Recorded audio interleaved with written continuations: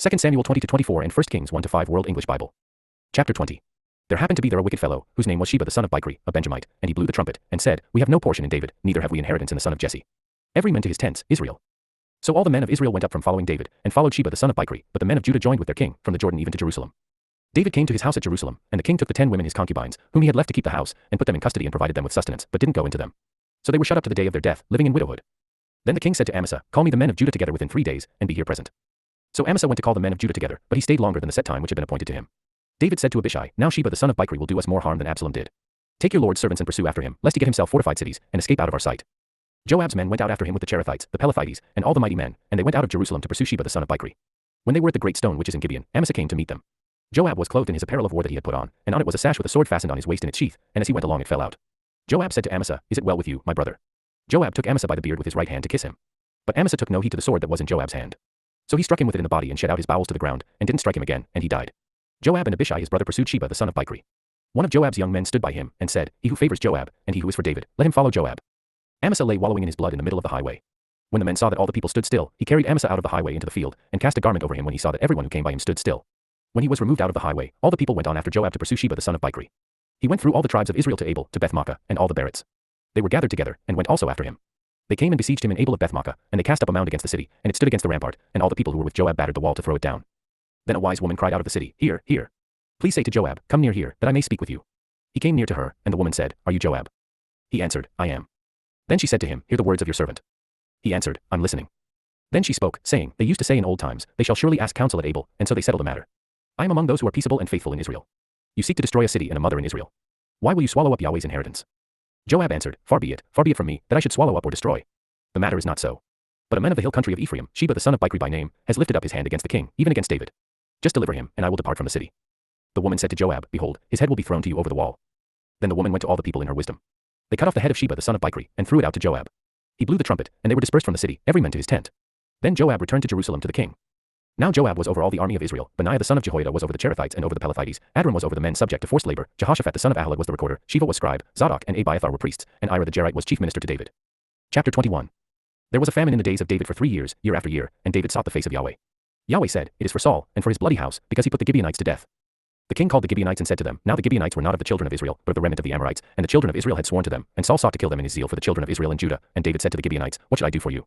And with what should I make atonement, that you may bless Yahweh's inheritance? The Gibeonites said to him, It is no matter of silver or gold between us and Saul or his house, neither is it for us to put any men to death in Israel. He said, I will do for you whatever you say. They said to the king, The men who consumed us and who plotted against us, that we should be destroyed from remaining in any of the borders of Israel, let 7 men of his sons be delivered to us, and we will hang them up to Yahweh in Gibeah of Saul, the chosen of Yahweh. The king said, I will give them. But the king spared Mephibosheth the son of Jonathan the son of Saul, because of Yahweh's oath that was between them, between David and Jonathan the son of Saul. But the king took the 2 sons of Rizpah the daughter of Aiah, whom she bore to Saul, Armani and Mephibosheth, and the 5 sons of Merab the daughter of Saul, whom she bore to Adriel the son of Barzillai the Mahalathite. He delivered them into the hands of the Gibeonites, and they hanged them on the mountain before Yahweh, and all 7 of them fell together. They were put to death in the days of harvest, in the first days, at the beginning of barley harvest. Rizpah the daughter of Aiah took sackcloth and spread it for herself on the rock, from the beginning of harvest until water poured on them from the sky. She allowed neither the birds of the sky to rest on them by day, nor the animals of the field by night. David was told what Rizpah the daughter of Aiah, the concubine of Saul, had done. So David went and took the bones of Saul and the bones of Jonathan his son from the men of Jabesh Gilead, who had stolen them from the street of Bethshan, where the Philistines had hanged them in the day that the Philistines killed Saul in Gilboa, and he brought up from there the bones of Saul and the bones of Jonathan his son. They also gathered the bones of those who were hanged. They buried the bones of Saul and Jonathan his son in the country of Benjamin in Zelah, in the tomb of Kish his father, and they performed all that the king commanded. After that, God answered prayer for the land. The Philistines had war again with Israel, and David went down, and his servants with him, and fought against the Philistines. David grew faint, and Ishbi-benob, who was of the sons of the giant, the weight of whose spear was 300 shekels of bronze in weight, he being armed with a new sword, thought he would kill David. But Abishai the son of Zeruiah helped him, and struck the Philistine and killed him. Then the men of David swore to him, saying, Don't go out with us to battle any more, so that you don't quench the lamp of Israel. After this, there was again war with the Philistines at Gob. Then Sibbecai the Hushathite killed Saph, who was of the sons of the giant. There was again war with the Philistines at Gob, and Elhanan the son of Jeroham the Bethlehemite killed Goliath the Gittite's brother, the staff of whose spear was like a weaver's beam. There was again war at Gath, where there was a man of great stature, who had 6 fingers on every hand and 6 toes on every foot, 24 in number, and he also was born to the giant. When he defied Israel, Jonathan the son of Shimei, David's brother, killed him. These 4 were born to the giant in Gath, and they fell by the hand of David and by the hand of his servants. Chapter 22. David spoke to Yahweh the words of this song in the day that Yahweh delivered him out of the hand of all his enemies, and out of the hand of Saul, and he said, Yahweh is my rock, my fortress, and my deliverer, even mine. God is my rock in whom I take refuge, my shield, and the horn of my salvation, my high tower, and my refuge.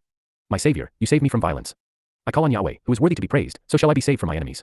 For the waves of death surrounded me. The floods of ungodliness made me afraid. The cords of Sheol were around me. The snares of death caught me. In my distress, I called on Yahweh. Yes, I called to my God. He heard my voice out of his temple. My cry came into his ears. Then the earth shook and trembled. The foundations of heaven quaked and were shaken, because he was angry. Smoke went up out of his nostrils. Consuming fire came out of his mouth. Coals were kindled by it. He bowed the heavens also, and came down. Thick darkness was under his feet. He rode on a cherub, and flew. Yes, he was seen on the wings of the wind. He made darkness a shelter around himself, gathering of waters, and thick clouds of the skies. At the brightness before him, coals of fire were kindled. Yahweh thundered from heaven. The Most High uttered his voice. He sent out arrows and scattered them, lightning and confused them. Then the channels of the sea appeared. The foundations of the world were laid bare by Yahweh's rebuke, at the blast of the breath of his nostrils. He sent from on high and he took me. He drew me out of many waters. He delivered me from my strong enemy, from those who hated me, for they were too mighty for me. They came on me in the day of my calamity, but Yahweh was my support.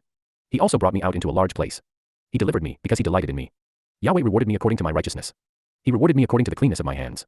For I have kept Yahweh's ways, and have not wickedly departed from my God. For all his ordinances were before me. As for his statutes, I didn't depart from them. I was also perfect toward him. I kept myself from my iniquity.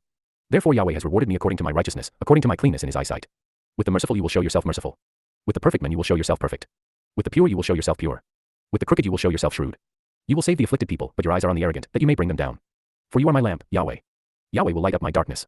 For by you, I run against a troop. By my God, I leap over a wall. As for God, his way is perfect. Yahweh's word is tested. He is a shield to all those who take refuge in him. For who is God, besides Yahweh? Who is a rock, besides our God? God is my strong fortress. He makes my way perfect. He makes his feet like hinds' feet. And sets me on my high places. He teaches my hands to war, so that my arms bend a bow of bronze. You have also given me the shield of your salvation. Your gentleness has made me great. You have enlarged my steps under me. My feet have not slipped. I have pursued my enemies and destroyed them. I didn't turn again until they were consumed. I have consumed them, and struck them through, so that they can't arise. Yes, they have fallen under my feet. For you have armed me with strength for the battle. You have subdued under me those who rose up against me. You have also made my enemies turn their backs to me, that I might cut off those who hate me. They looked, but there was no one to save, even to Yahweh, but he didn't answer them. Then I beat them as small as the dust of the earth. I crushed them as the mire of the streets, and spread them abroad. You also have delivered me from the strivings of my people. You have kept me to be the head of the nations. A people whom I have not known will serve me. The foreigners will submit themselves to me. As soon as they hear of me, they will obey me. The foreigners will fade away, and will come trembling out of their close places. Yahweh lives. Blessed be my rock. Exalted be God, the rock of my salvation, even the God who executes vengeance for me, who brings down peoples under me, who brings me away from my enemies. Yes, you lift me up above those who rise up against me. You deliver me from the violent men. Therefore I will give thanks to you, Yahweh, among the nations, and will sing praises to your name. He gives great deliverance to his king, and shows loving kindness to his anointed, to David and to his offspring, forevermore. Chapter 23. Now these are the last words of David. David the son of Jesse says, the man who was raised on high says, the anointed of the God of Jacob, the sweet psalmist of Israel. Yahweh's spirit spoke by me. His word was on my tongue. The God of Israel said, the rock of Israel spoke to me, one who rules over men righteously, who rules in the fear of God, shall be as the light of the morning when the sun rises, a morning without clouds, when the tender grass springs out of the earth, through clear shining after rain. Isn't my house so with God? Yet he has made with me an everlasting covenant, ordered in all things, and sure, for it is all my salvation and all my desire. Won't he make it grow? But all the ungodly will be as thorns to be thrust away, because they can't be taken with the hand. The man who touches them must be armed with iron and the staff of a spear. They will be utterly burned with fire in their place. These are the names of the mighty men whom David had: Joshab-Basshebeth the Tekemonite, chief of the captains. He was called Adino the Eznite, who killed 800 at one time. After him was Eleazar the son of Dodai the son of an Ahohite, one of the three mighty men with David when they defied the Philistines who were there gathered together to battle, and the men of Israel had gone away. He arose and struck the Philistines until his hand was weary, and his hand froze to the sword, and Yahweh worked a great victory that day, and the people returned after him only to take plunder. After him was Shammah the son of Agee a Hararite. The Philistines had gathered together into a troop where there was a plot of ground full of lentils, and the people fled from the Philistines. But he stood in the middle of the plot and defended it, and killed the Philistines, and Yahweh worked a great victory. 3 of the 30 chief men went down, and came to David in the harvest time to the cave of Adullam, and the troop of the Philistines was encamped in the valley of Rephaim. David was then in the stronghold, and the garrison of the Philistines was then in Bethlehem. David said longingly, oh that someone would give me water to drink from the well of Bethlehem, which is by the gate. The 3 mighty men broke through the army of the Philistines, and drew water out of the well of Bethlehem that was by the gate and took it and brought it to David, but he would not drink of it, but poured it out to Yahweh. He said, be it far from me, Yahweh, that I should do this. Isn't this the blood of the men who risked their lives to go? Therefore he would not drink it. The 3 mighty men did these things. Abishai, the brother of Joab, the son of Zeruiah, was chief of the 3. He lifted up his spear against 300 and killed them, and had a name among the 3. Wasn't he most honorable of the 3? Therefore he was made their captain. However he wasn't included as one of the 3. Benaiah the son of Jehoiada, the son of a valiant man of Kabzeel, who had done mighty deeds, killed the 2 sons of Ariel of Moab. He also went down and killed a lion in the middle of a pit in a time of snow. He killed a huge Egyptian, and the Egyptian had a spear in his hand, but he went down to him with a staff and plucked the spear out of the Egyptian's hand, and killed him with his own spear. Benaiah the son of Jehoiada did these things, and had a name among the 3 mighty men.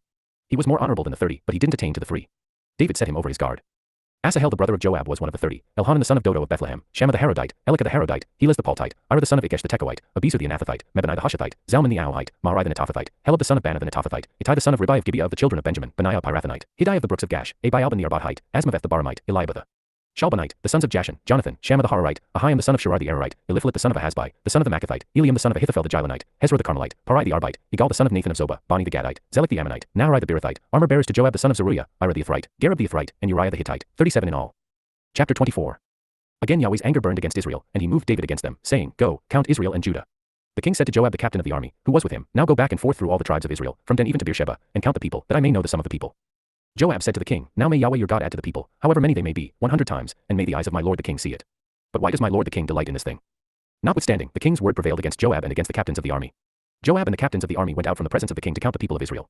They passed over the Jordan and encamped in Aroer, on the right side of the city that is in the middle of the valley of Gad, and to Jazer. Then they came to Gilead and to the land of Tadamhachi, and they came to Dan John and around to Sidon, and came to the stronghold of Tyre, and to all the cities of the Hivites and of the Canaanites, and they went out to the south of Judah, at Beersheba.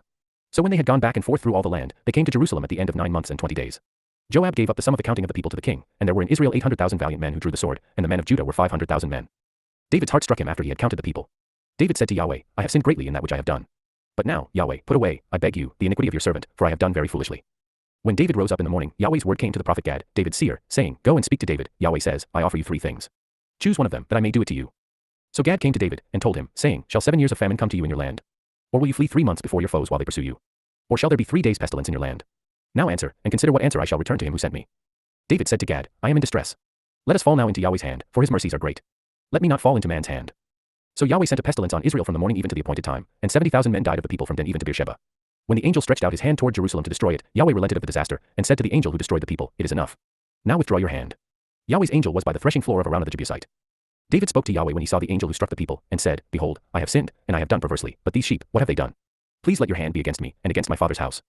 Gad came that day to David and said to him, Go up, build an altar to Yahweh on the threshing floor of Araunah the Jebusite. David went up according to the saying of Gad, as Yahweh commanded. Araunah looked out, and saw the king and his servants coming on toward him. Then Araunah went out and bowed himself before the king with his face to the ground. Araunah said, Why has my lord the king come to his servant? David said, To buy your threshing floor, to build an altar to Yahweh, that the plague may be stopped from afflicting the people. Araunah said to David, Let my lord the king take and offer up what seems good to him. Behold, the cattle for the burnt offering, and the threshing sledges and the yokes of the oxen for the wood. All this, O king, does Araunah give to the king. Araunah said to the king, May Yahweh your God accept you. The king said to Araunah, No, but I will most certainly buy it from you for a price. I will not offer burnt offerings to Yahweh my God which cost me nothing. So David bought the threshing floor and the oxen for 50 shekels of silver. David built an altar to Yahweh there, and offered burnt offerings and peace offerings. So Yahweh was entreated for the land, and the plague was removed from Israel. 1 Kings chapter 1. Now King David was old and advanced in years, and they covered him with clothes, but he couldn't keep warm. Therefore his servant said to him, Let a young virgin be sought for my lord the king. Let her stand before the king, and cherish him, and let her lie in your bosom, that my lord the king may keep warm. So they sought for a beautiful young lady throughout all the borders of Israel, and found Abishag the Shunammite, and brought her to the king. The young lady was very beautiful, and she cherished the king, and served him, but the king didn't know her intimately. Then Adonijah the son of Haggith exalted himself, saying, I will be king. Then he prepared him chariots and horsemen, and 50 men to run before him. His father had not displeased him at any time in saying, Why have you done so? And he was also a very handsome man, and he was born after Absalom. He conferred with Joab the son of Zeruiah and with Abiathar the priest, and they followed Adonijah and helped him. But Zadok the priest, Benaiah the son of Jehoiada, Nathan the prophet, Shimei, Ray, and the mighty men who belonged to David, were not with Adonijah. Adonijah killed sheep, cattle, and fatlings by the stone of Zoheleth, which is beside En-Rogel, and he called all his brothers, the king's sons, and all the men of Judah, the king's servants, but he didn't call Nathan the prophet, and Benaiah, and the mighty men, and Solomon his brother. Then Nathan spoke to Bathsheba the mother of Solomon, saying, Haven't you heard that Adonijah the son of Haggith reigns, and David our lord doesn't know it? Now therefore come, please let me give you counsel, that you may save your own life and your son Solomon's life. Go into King David, and tell him, Didn't you, my lord the king, swear to your servant, saying, Assuredly Solomon your son shall reign after me, and he shall sit on my throne? Why then does Adonijah reign? Behold, while you are still talking there with the king, I will also come in after you and confirm your words. Bathsheba went into the king in his room. The king was very old, and Abishag the Shunammite was serving the king. Bathsheba bowed and showed respect to the king. The king said, What would you like? She said to him, My lord, you swore by Yahweh your God to your servant, Assuredly Solomon your son shall reign after me, and he shall sit on my throne. Now, behold, Adonijah reigns, and you, my lord the king, don't know it. He has slain cattle and fatlings and sheep in abundance, and has called all the sons of the king, Abiathar the priest, and Joab the captain of the army, but he hasn't called Solomon your servant. You, my lord the king, the eyes of all Israel are on you, that you should tell them who will sit on the throne of my lord the king after him. Otherwise it will happen, when my lord the king sleeps with his fathers, that I and my son Solomon will be considered criminals. Behold, while she was still talking with the king, Nathan the prophet came in. They told the king, saying, Behold, Nathan the prophet. When he had come in before the king, he bowed himself before the king with his face to the ground. Nathan said, My lord, king, have you said, Adonijah shall reign after me, and he shall sit on my throne? For he has gone down today, and has slain cattle, fatlings, and sheep in abundance, and has called all the king's sons, the captains of the army, and Abiathar the priest. Behold, they are eating and drinking before him, and saying, Long live King Adonijah. But he hasn't called me, even me your servant, Zadok the priest, Benaiah the son of Jehoiada, and your servant Solomon. Was this thing done by my lord the king, and you haven't shown to your servants who should sit on the throne of my lord the king after him? Then King David answered, Call Bathsheba into me. She came into the king's presence and stood before the king. The king vowed and said, As Yahweh lives, who has redeemed my soul out of all adversity, most certainly as I swore to you by Yahweh, the God of Israel, saying, Assuredly Solomon your son shall reign after me, and he shall sit on my throne in my place, I will most certainly do this today. Then Bathsheba bowed with her face to the earth and showed respect to the king, and said, Let my lord King David live forever. King David said, Call to me Zadok the priest, Nathan the prophet, and Benaiah the son of Jehoiada. They came before the king. The king said to them, Take with you the servants of your lord, and cause Solomon my son to ride on my own mule, and bring him down to Gihon. Let Zadok the priest and Nathan the prophet anoint him their king over Israel. Blow the trumpet, and say, Long live King Solomon. Then come up after him, and he shall come and sit on my throne, for he shall be king in my place. I have appointed him to be prince over Israel and over Judah. Benaiah the son of Jehoiada answered the king, and said, Amen. May Yahweh, the God of my lord the king, say so. As Yahweh has been with my lord the king, even so may he be with Solomon, and make his throne greater than the throne of my lord King David. So Zadok the priest, Nathan the prophet, Benaiah the son of Jehoiada, and the Cherethites and the Pelethites went down and had Solomon ride on King David's mule, and brought him to Gihon. Zadok the priest took the horn of oil from the tent, and anointed Solomon. They blew the trumpet, and all the people said, Long live King Solomon. All the people came up after him, and the people piped with pipes, and rejoiced with great joy, so that the earth shook with their sound. Adonijah and all the guests who were with him heard it as they had finished eating. When Joab heard the sound of the trumpet, he said, Why is this noise of the city being in an uproar? While he yet spoke, behold, Jonathan the son of Abiathar the priest came, and Adonijah said, Come in, for you are a worthy man, and bring good news. Jonathan answered Adonijah, Most certainly our lord King David has made Solomon king. The king has sent with him Zadok the priest, Nathan the prophet, Benaiah the son of Jehoiada, and the Cherethites and the Pelethites, and they have caused him to ride on the king's mule. Zadok the priest and Nathan the prophet have anointed him king in Gihon.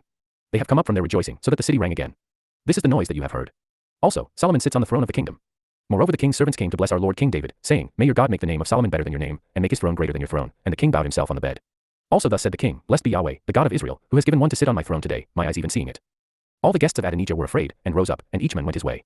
Adonijah was afraid because of Solomon, and he arose, and went, and hung onto the horns of the altar. Solomon was told, Behold, Adonijah fears King Solomon, for, behold, he is hanging onto the horns of the altar, saying, Let King Solomon swear to me first that he will not kill his servant with the sword. Solomon said, If he shows himself a worthy man, not a hair of his shall fall to the earth, but if wickedness is found in him, he shall die. So King Solomon sent, and they brought him down from the altar. He came and bowed down to King Solomon, and Solomon said to him, Go to your house. Chapter 2. Now the days of David came near that he should die, and he commanded Solomon his son, saying, I am going the way of all the earth. You be strong therefore, and show yourself a man, and keep the instruction of Yahweh your God, to walk in his ways, to keep his statutes, his commandments, his ordinances, and his testimonies, according to that which is written in the law of Moses, that you may prosper in all that you do and wherever you turn yourself. Then Yahweh may establish his word which he spoke concerning me, saying, If your children are careful of their way, to walk before me in truth with all their heart and with all their soul, there shall not fail you, he said, a man on the throne of Israel. Moreover, you know also what Joab the son of Zeruiah did to me, even what he did to the two captains of the armies of Israel, to Abner the son of Ner and to Amasa the son of Jether, whom he killed, and shed the blood of war in peace, and put the blood of war on his sash that was around his waist and in his sandals that were on his feet. Do therefore according to your wisdom, and don't let his grey head go down to Sheol in peace. But show kindness to the sons of Barzillai the Gileadite, and let them be among those who eat at your table, for so they came to me when I fled from Absalom your brother. Behold, there is with you Shimei the son of Gera, the Benjamite of Bahurim, who cursed me with a grievous curse in the day when I went to Mahanaim, but he came down to meet me at the Jordan, and I swore to him by Yahweh, saying, I will not put you to death with the sword.